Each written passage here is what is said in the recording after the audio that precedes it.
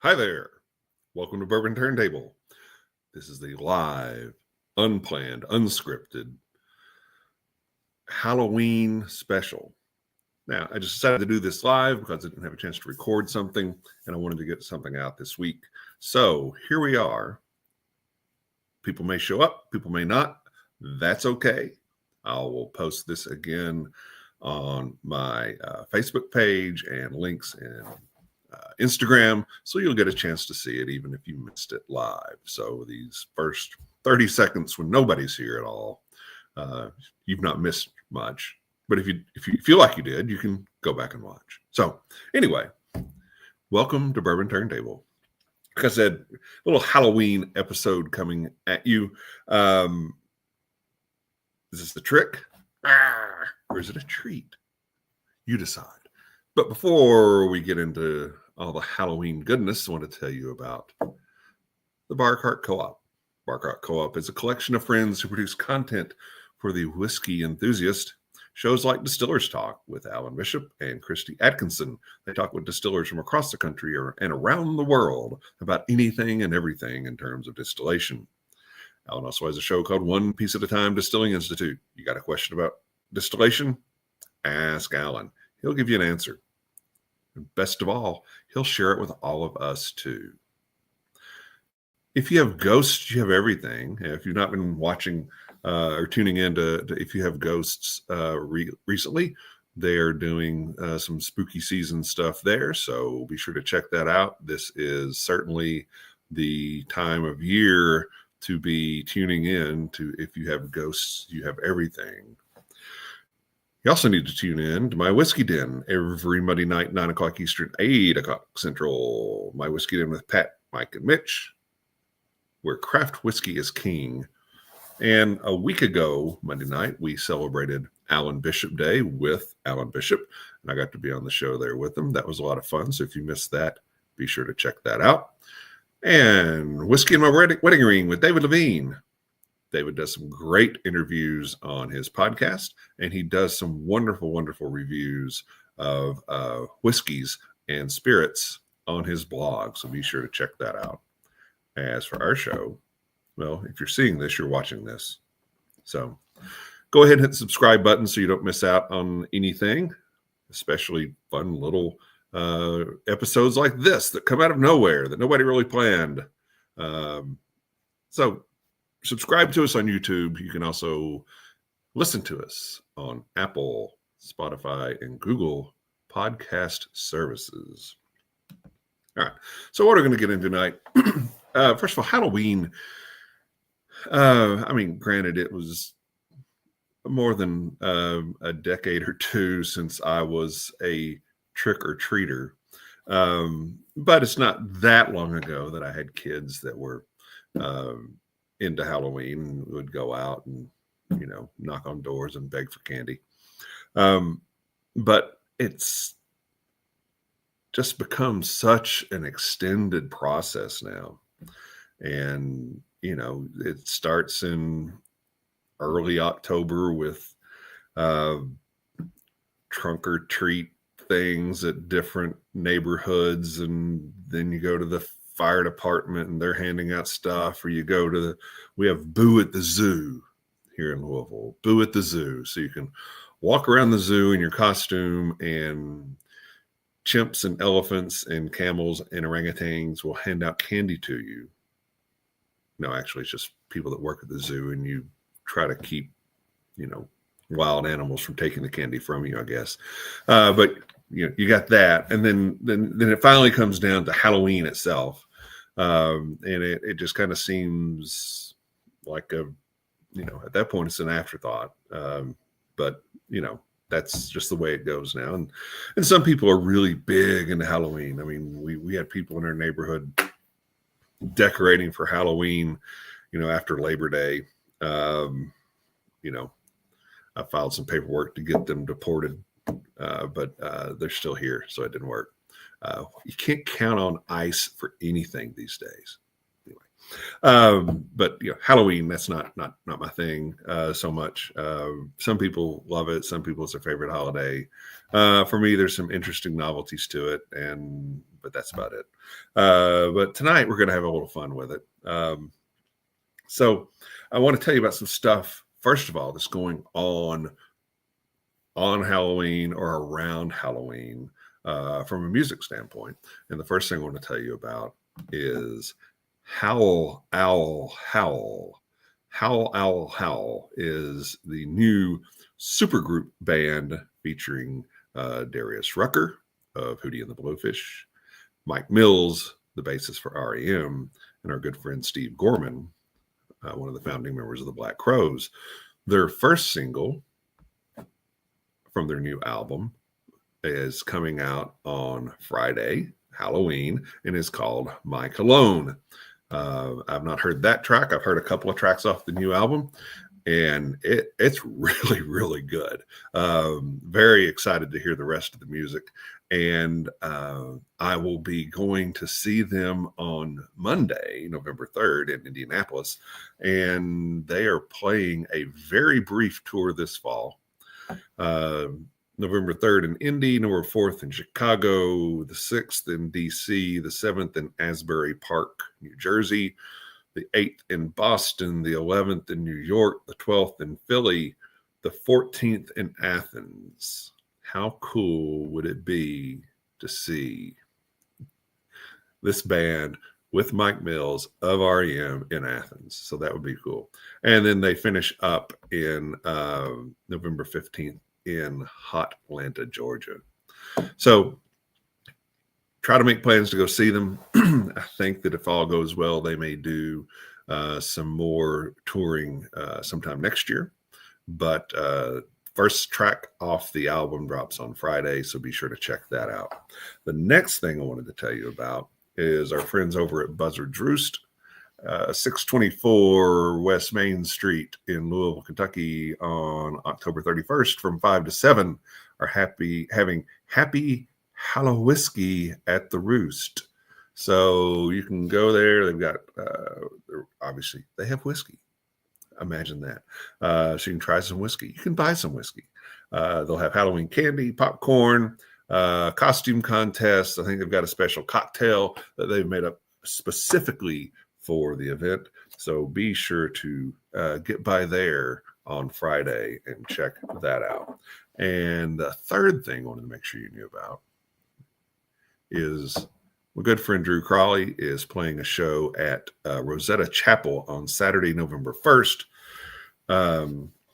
So you can go there. 7:30, $15 for tickets at the door.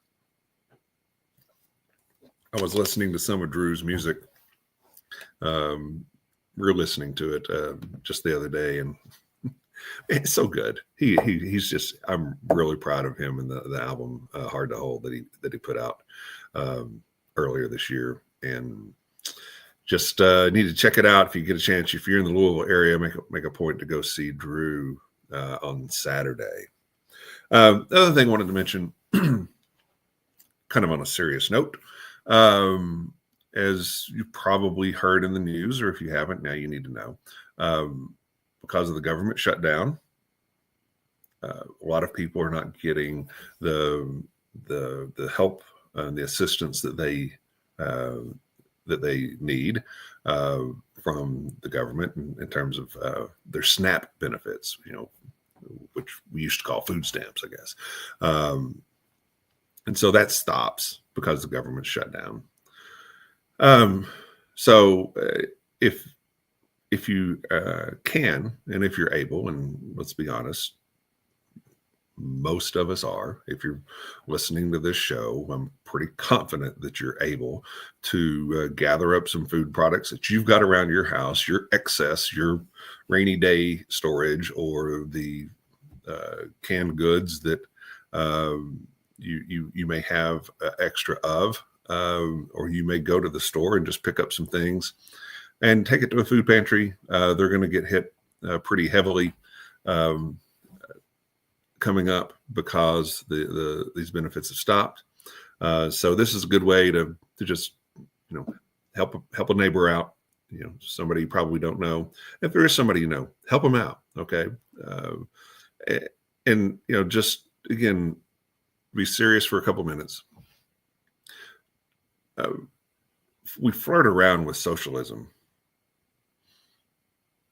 in this country, and there are a whole lot of elements of this country that are socialist in nature, and government assistance programs is one of those things. And I understand that it comes hopefully from a mindset and a heart that is wanting to help, but one of the many problems with socialism is what the government gives you. The government can decide that they are not going to give it to you anymore. So take that to heart, in what you do and how you vote and how you think, how you live your life.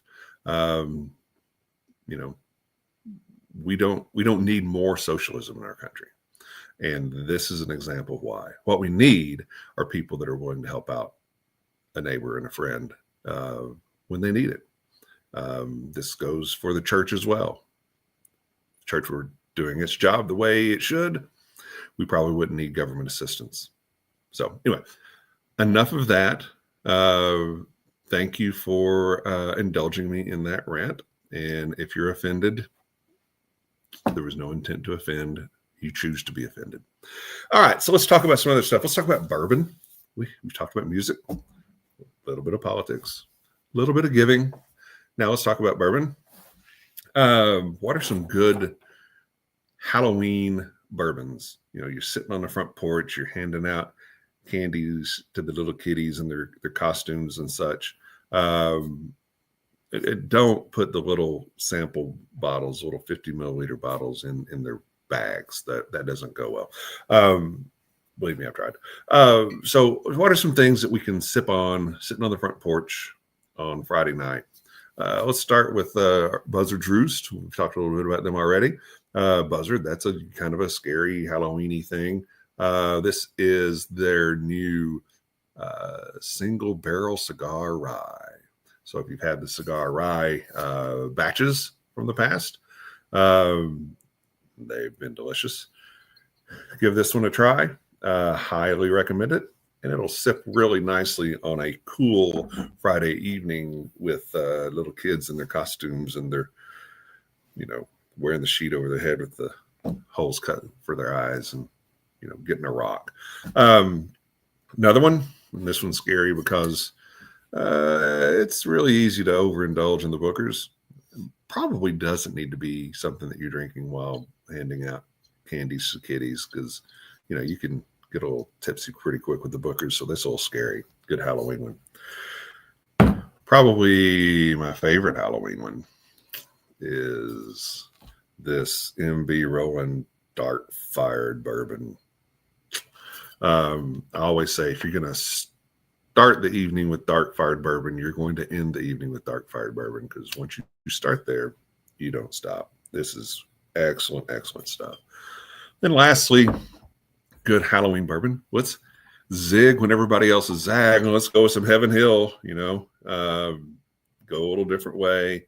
You thought I was going to say something Devil's Cut, didn't you? No. Heaven Hill, that didn't hurt, especially a classic 6-year bottled and bond. So check that out as well. Cheers. So wanted to give you a few things to watch on Halloween. Now, I'm not big into scary movies. I'm not into slasher flicks or Saw or anything like that. I'm more, into Fletch. Me and Fletch were just hanging out here tonight talking to you. So I wanted to give you some movies that you could check out, and they're all Hitchcock movies. Hitchcock's one of my favorites. And I'll start with my favorite Hitchcock movie, and probably my favorite movie of all time, Rear Window, with Jimmy Stewart and the lovely Grace Kelly. Rear Window is a boundary breaker in many respects, and it's just a very, very good movie. Now, a lot of times, and I know I'm guilty of this, and my wife and I will be sitting upstairs, we'll be watching a movie or something, and we're kind of scrolling through things on our phone. I don't watch too many movies or TV shows anymore without hitting IMDb at some point. Like, I know who that is, where do I know that guy from? And I'm looking somebody up and trying to figure out, what I've seen him in before. Hitchcock movies, you got to pay attention. And a lot of times there's a real pacing element to it, especially with a movie like Rear Window. Jimmy Stewart's character he's broken his leg. He's stuck in his apartment. He can't get out, and Hitchcock's helping the viewer of the film feel that monotony that Jimmy Stewart is feeling. So there's a very slow pace to it at the beginning, and then it just picks up and picks up and picks up, and huge ending that I won't spoil for you, even though the movie came out probably 60 years ago. But if you haven't seen it, you need to check it out. Another one, Hitchcock, Vertigo. Again, Jimmy Stewart. Jimmy Stewart was one of Hitchcock's favorites for leading men, and beautiful blonde women are usually the female leads in Hitchcock's movies, and this one's no different with Kim Novak. Vertigo is an excellent movie and worth your time. Dial M for Murder. We get the lovely Grace Kelly back on this one. The way, one of the things Hitchcock does is he films actors without any in sequences where there aren't any speaking lines, no lines spoken, and you can just see what you can put yourself in the position of that person, and you're thinking and you're realizing things, and things are coming to your mind and to your attention just as they are to the character in the film. And there's a very classic scene of that in this one, so you need to check that out as well. Number 4 is Strangers on a Train, and it's essentially, I do your murder, you do mine, crisscross, so you don't get caught. And this is a lot of fun, a lot of action to it. And you can make it a double feature and go with the comic takeoff on it, Throw Mama from the Train with Billy Crystal and Danny DeVito. Very, very funny movie. And it kind of takes the theme of Strangers on a Train and brings a comedic element to it. So you need to check that out. And lastly, of course, we've got to talk about Psycho. This was groundbreaking in a lot of ways. Hitchcock was trying to create a film. He had seen all these B-level cheap horror movies come out, and he wanted to do his own take on that, and that became Psycho. There's a lot in here, the way he films it, the perspectives that he uses, and quite frankly, the sexuality in the movie. Janet Leigh, opening scene, she is with her married, she's not married to him, but she's with her married lover, and she's in her underwear. And in 1960, that was something that they just didn't put on film. And yet Hitchcock kind of broke through with that. And then Anthony Perkins is just genius as Norman Bates. And again, it's probably a movie that you've seen before. If you haven't, what are you waiting on? It's a fantastic movie.